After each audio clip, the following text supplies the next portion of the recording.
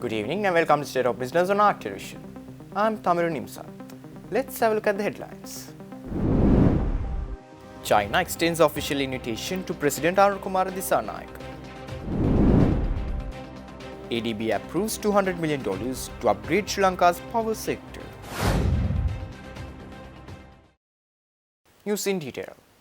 China has officially extended an invitation to President Anukumara Dissanayake for an official state visit, according to Cabinet spokesman Minister Nalinda Jayatissa.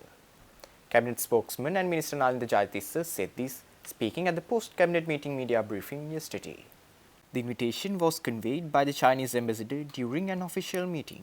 While dates for the visit to China are yet to be finalized, the announcement follows news of the President's upcoming first official visit to India in the third week of December. Minister Jayatissa confirmed that the President plans to visit China shortly after concluding his engagements in India, marking another significant step in Sri Lanka's diplomatic outreach under the new administration.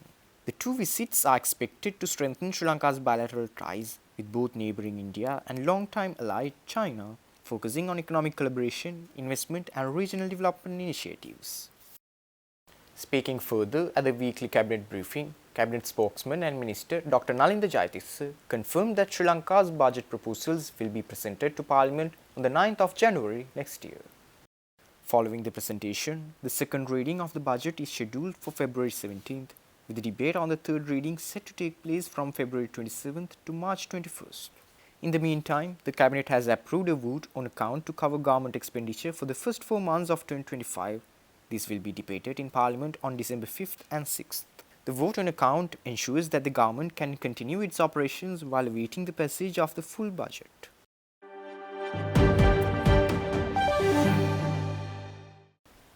The 24th edition of the Sri Lanka Economic Summit, organized by the Ceylon Chamber of Commerce, is set to take place on 28th and 29th of January in Colombo. This year's theme is Shaping Sri Lanka's Future, Transformational Growth Rooted in Sound Economic Policies. The main focus is on export-led investments, regional market access and key domestic reforms to unlock potential in critical sectors like tourism, agriculture and value-added manufacturing. The summit will feature a distinguished lineup of national and international speakers, including industry leaders and policymakers, engaging in discussions on how Sri Lanka can position itself for sustainable and inclusive growth amidst ongoing political and economic shifts.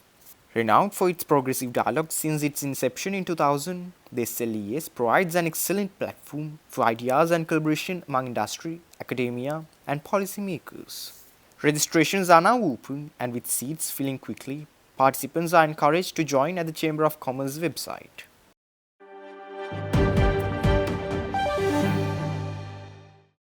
Stay tuned. We will return after this short commercial break.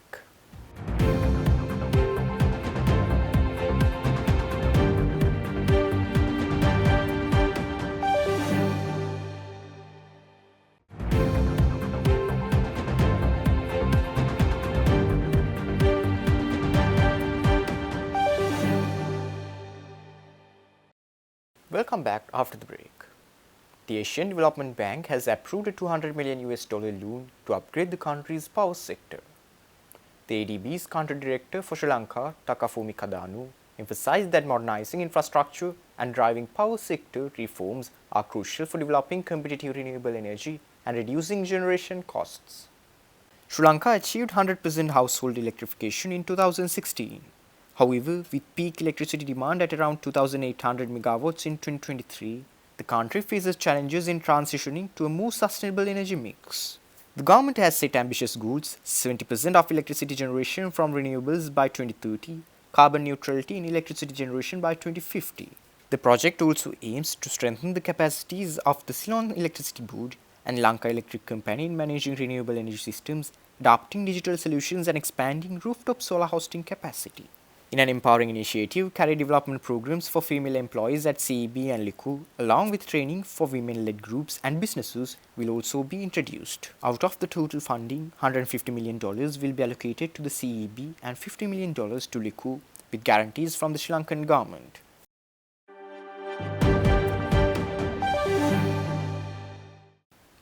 The 42nd National Information Technology Conference, organized by the Computer Society of Sri Lanka, commenced under the theme Catalyzing the Progressive Future Towards Society 5.0 in Colombo recently. Computer Society of Sri Lanka President Dr. Ajantata Korala underscored the pivotal role of technology in transforming Sri Lanka into a human-centered, inclusive and sustainable society envisioned in Society 5.0. Society 5.0 represents a global shift where technologies like artificial intelligence, IoT, robotics, and big data bridge the digital and physical realms to improve lives and promote equity. Dr. Athakoral stressed that Sri Lanka must prioritize innovation while ensuring economic and social inclusivity. He revealed an ambitious goal for the ICT sector, scaling its contribution from 3.7 billion US dollars to 15 billion US dollars. To support this, the CSSL proposed establishing a chartered ICT professional entity which would foster a resilient ICT workforce and enhance the sector's contribution to national GDP. The NITC, as Sri Lanka's premier ICT event, also explores topics like AI ethics, cybersecurity, and smart city innovations.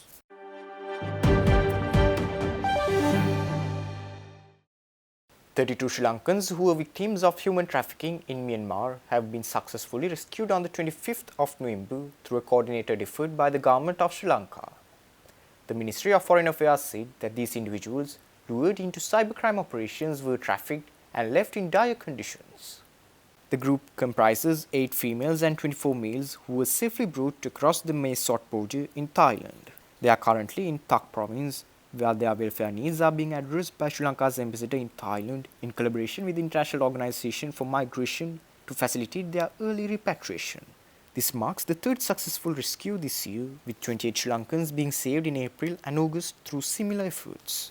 The ministry urges all Sri Lankans seeking overseas employment to strictly adhere to authorized procedures to avoid falling victim to human trafficking schemes.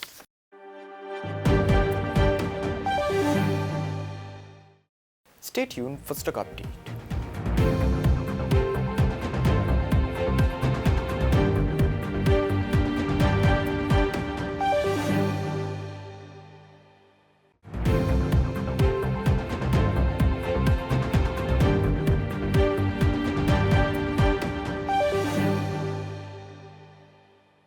Trading at Colombo Stock Exchange ended on positive notes today.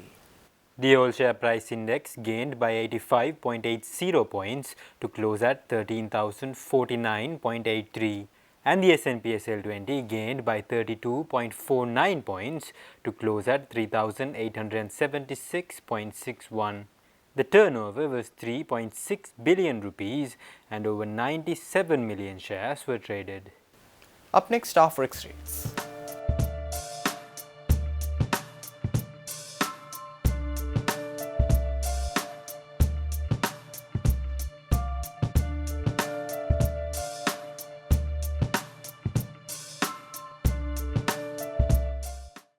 That's all our news for today. For this and more, subscribe to our channel on YouTube and follow us on Facebook. Take care and good night.